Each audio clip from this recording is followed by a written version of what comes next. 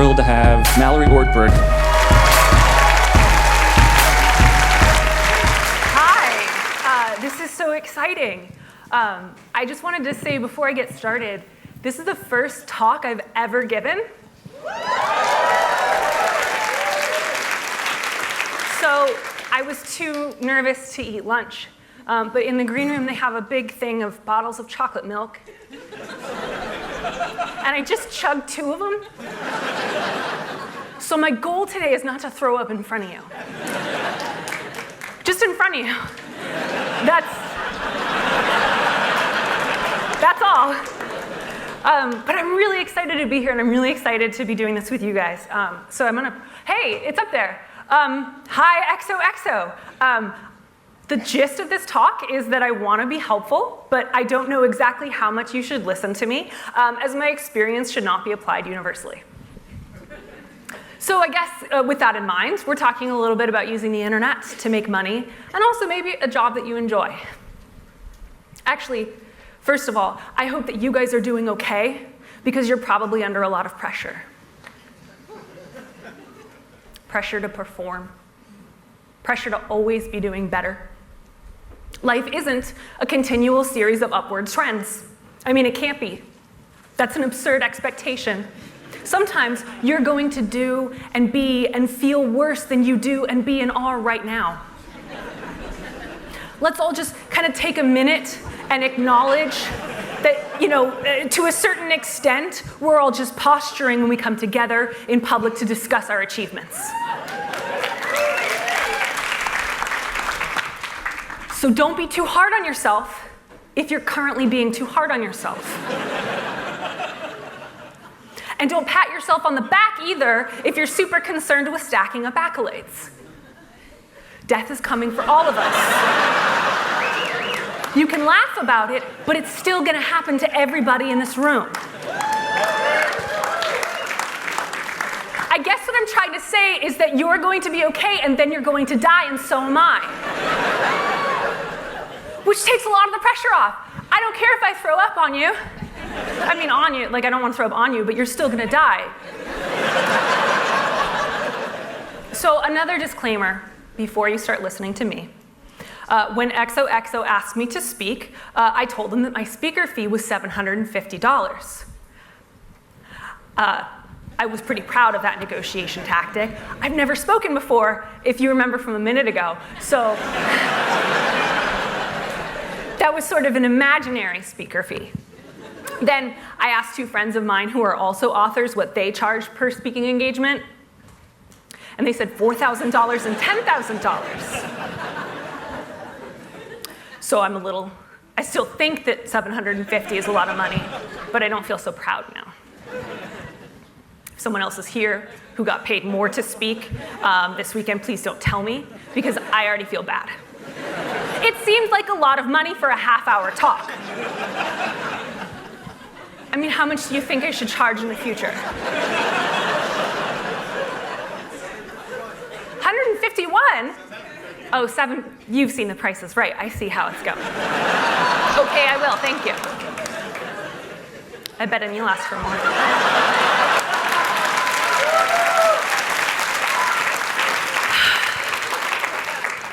I think transparency is important. So I guess what I'm trying to say is that you do not have to be a fierce negotiator in order to run a successful business. So take heart or feel really good about yourself if you're better at it than I am. Anyhow, back to the internet. So the internet is where we all live. The Toast is specifically where I live. The Toast is my internet. If you want one, you'll have to get your own. We wanted the toast.com, speaking of the .com boom, but somebody already had it, and they wanted $90,000 for it. Like it was 1999 and you could make $1 million just from owning pizza.com. So we bought the-toast.net instead. Is that you? Will you sell it to us? You don't need it. They're not using it for anything. If you go to the toast.com right now, there's not even a picture of toast. And in case you were wondering, it is both toast, the breakfast food, and like clinking your glass in a toast. So it's wordplay. how to build an internet company, if you are me, keeping in mind that we are not extrapolating my experience to be universal.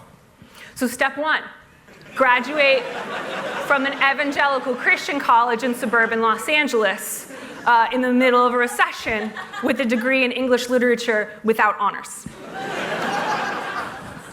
Good, you did it. Awesome. Find a way to make time pass for most of 2009 and 2010. That's just a mulligan. Freebie. Then spend most of the time at your first job leaving comments on your favorite blogs instead of working.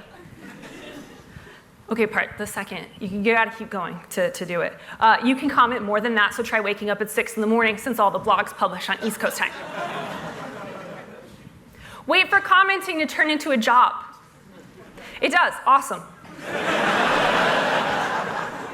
Spend as much of your time as possible writing anything for any outlet that will have you. At some point, you're going to write a year's worth of Vampire Diaries recaps for free for a Washington, D.C.-based entertainment site that I am pretty sure no longer exists. It will get better. You know what, though? Before we go on, it's weird how on that show, everyone who was a vampire eventually stopped being a vampire, and everyone who wasn't a vampire is a vampire now. I checked in again last year, and the main lady was a vampire, but her boyfriend wasn't one anymore. They switched rings or something. It's not important. You're gonna write more, and you're gonna write better, and you're gonna write for more reputable places. So now you should quit your job. At this point, you're gonna get offered a job at Yelp. I don't know why, but take it and then quit 3 weeks in. Now you're gonna get a job offer from The Atlantic. Awesome. Accept it, then quit. You are still gonna have to pay for the U-Haul that you hired to move all your stuff to Washington, D.C. This is called networking.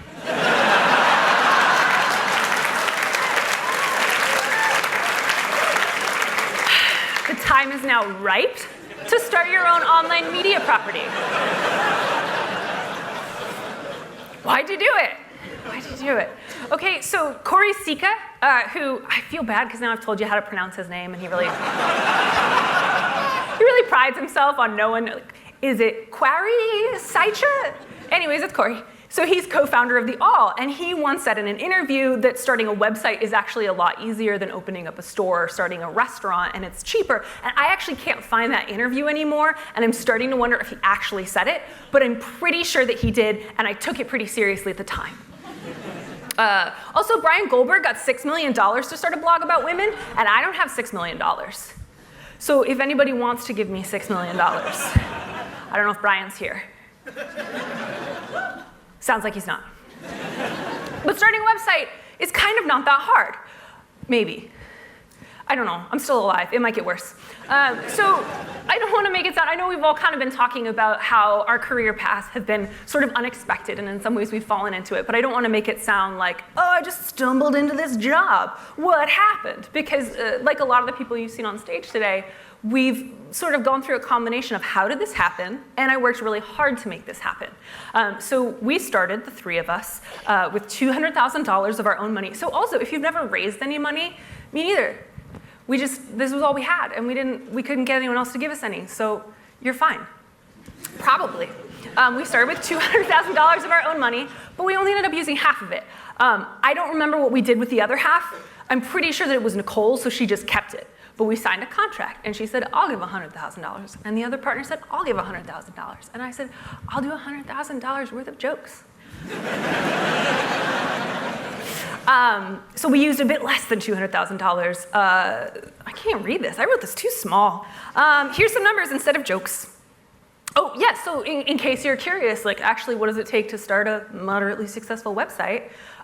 We spent about $30,000 total for stuff like site building, our stupid domain name, initial startup costs, about $40,000 for initial salaries, and a $1,000 a month freelance budget, because something that we were really committed to was paying our writers. Yeah. You know, I don't know if you guys were here for Spike's talk this morning. How good was that, by the way? Well, but Hey, Spike. Don't remind them of your talk during my talk. But we'd heard a lot from people who started sites and said, we really want to pay people, and that's our goal someday. We want to get there. And we knew that if we said that, it might never happen. So we decided to make it a priority from the first day. And even though we didn't have $6 million, we had enough that we could set aside to pay people every time they wrote something for us. And because we always did it, we didn't have to work towards it. It's just always been a part of the site's thing, which is really nice. The takeaway from this message should be that there's room for error and poor planning in internet publishing. Because we just sort of made it up. And also, you don't have to go to a good school or have an impressive job, because I didn't do either of those things. And you can spend a lot of your workday leaving comments online, and it will work out. You will not get fired. So what happened to the money? Good things mostly.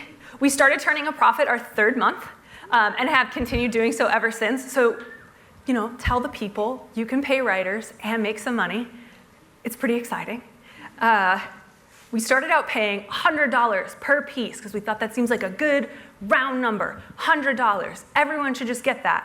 That didn't work because none of those pieces were making us $100. So that's why we didn't make a profit right away. So we thought, okay, we won't pay quite that much money. We'll pay $50. And that's what we do now. And sometimes if people write a series for us, we offer them a sliding scale where for every new 1,000 page views, they get more money, which it turns out people really like doing because then when their pieces do well, they make more money. We published on the hour, which was really experimental for us because we felt like you can't start a blog that doesn't publish every 15 minutes and doesn't cover every single part of the pop culture news cycle. But we still underpay ourselves, so that's part of how we saved that money. So the question that we wanted to answer was, is it possible to make a sustainable, profitable site that doesn't have an enormous staff, doesn't publish stories every half hour around the clock, and doesn't bring in 35 million page views a month, because we don't? Is that possible? Yes, but you can, because we did. So we just celebrated our 2-year anniversary. It would have been a little bit early, but our very first day, we had a DDoS attack, and we collapsed. So our real anniversary is the day after we launched. You guys can mess up so much and still turn out okay. And I don't think I'm gonna puke. I'm feeling better.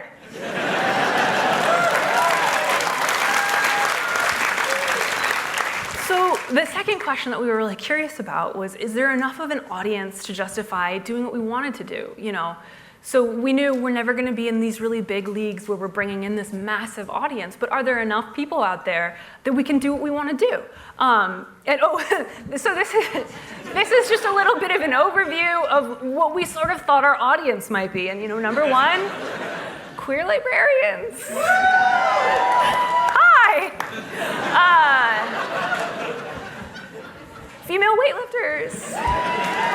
Yeah. Outdoorsy archivists and stay-at-home medievalists. And it turns out all those people spend a lot of time on the internet. And when they find something they love, they hang out there all the time. So can you start a site with a modest audience, make money, and gradually expand without having to react to every single cultural plot point? Do we have to obsessively react to everything that's going on the internet in order to keep our audience? And luckily the answer is no, which brings me to something that I wanted to show you guys, which is kind of an example of the sort of thing that we do, which is rooted in history, but I think has a lot of practical application for all of us today. And that's a series that we do on the site called Women Listening to Men in Western Art History.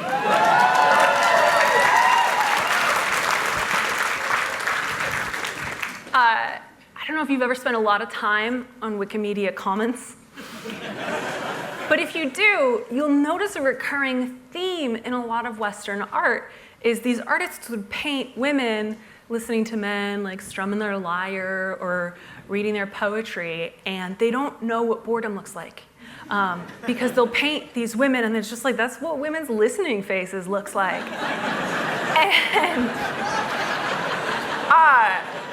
And I just want all of you guys to know, whatever gender you are, if a woman's doing that while you're playing the guitar, she doesn't want to hear another song.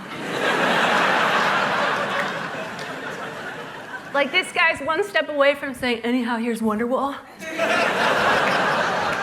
That's not a good look. And there's actually a couple more that I wanted to show you just to really drive this point home. This one is called... This one's called Elegy in Amber. And again, the body language here is so clearly like, don't make eye contact with him. Please don't encourage him. He's gonna play another one. Just look at that. Just notice, again, that's not a happy face. That's a sad face.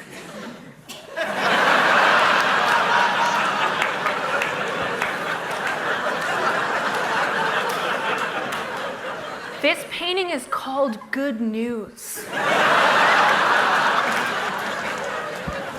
That's not what good news looks like. She doesn't want to see another map.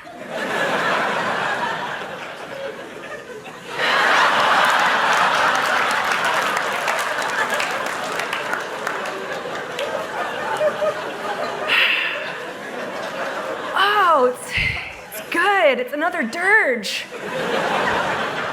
I was worried you'd run out of dirges, but here's another one. And this one is my personal favorite. This one is don't move. He can sense movement. No, that's bears. So just, again, I want you to recognize if you're reading your poetry to someone and they have a look of frozen terror on their face, just take a break.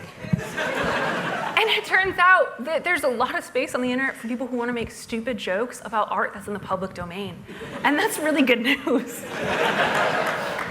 I wanted to show you guys one other thing that I feel like is kind of representative of finding just a weird space for yourself on the internet, finding an audience that works for you, that you love, that loves you, that gives you good feedback, where you guys can really do something for each other, and where you can make a living without having to be huge.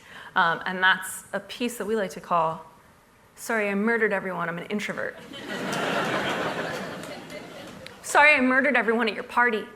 But as an introvert, I prefer one-on-one interactions to group gatherings. I'm really sorry everyone is dead, but I prefer animals to people. Sorry, I killed everyone, I just need my alone time. Sorry that everyone is dead. They weren't respecting my quiet power and inner strength. You know, it's a common misconception that introverts can't lead. We're just not always the first to speak up. Sorry, I butchered all your friends in front of you. It's just that I'd rather curl up at home with a good book than go to a party. Some famous introverts include Albert Einstein, Audrey Hepburn, Alfred Hitchcock, and all your friends are dead. I apologize to coming to your house and killing everyone. I'm an INTJ. I realize you didn't expect me to subdue and strangle more than 24 innocent partygoers, but you should never underestimate the power of an introvert. Before they died, a lot of people told me that I was a really good listener. No, I shouldn't have killed them, but at the same time, it's not wrong for me to need space to reflect and recharge before I'm ready to interact with people. I know it's a party foul, and again, I'm really sorry for bathing your house in blood, but sometimes it's just easier for me to express myself in writing than in conversation, so I murdered everyone. That's it.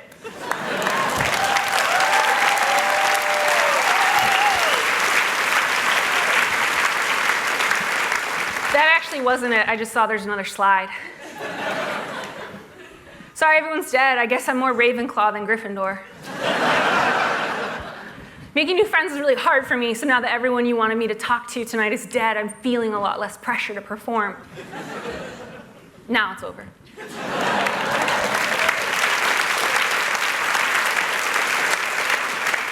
That was embarrassing for me, but I'm still not gonna puke.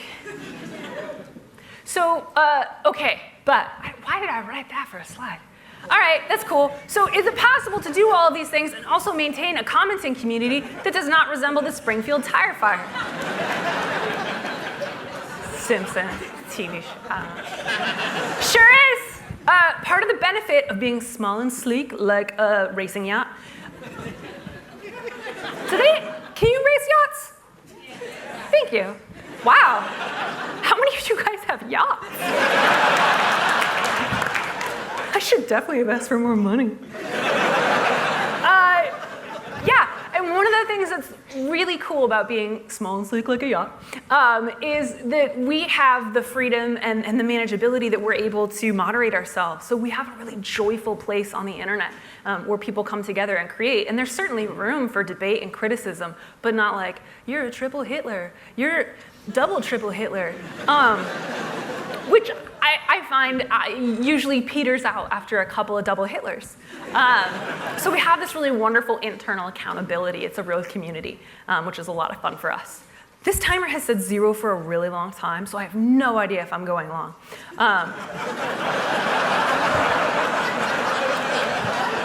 Being vulnerable is really nice.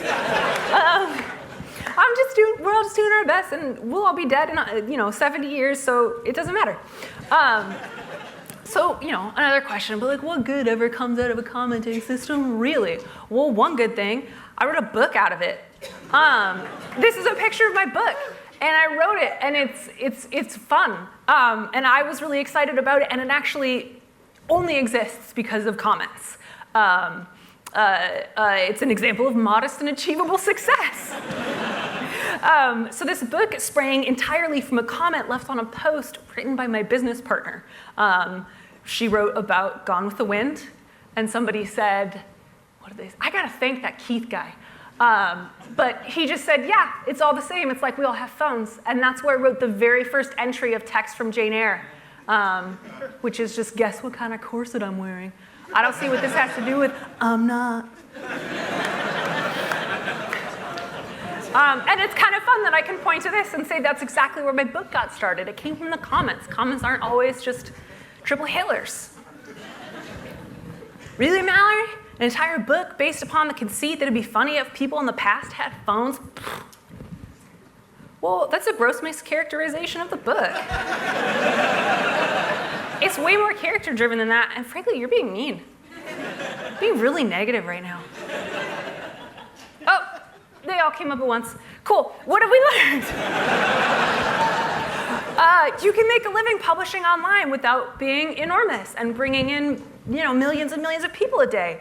You can write a book that sells well enough to be a success without making so much money that you can retire. Because let me tell you right now, I wrote a successful book and I did not make enough money to retire. You can ask me how much later, I'll tell you, I don't mind. You can have a good time on the internet, maybe.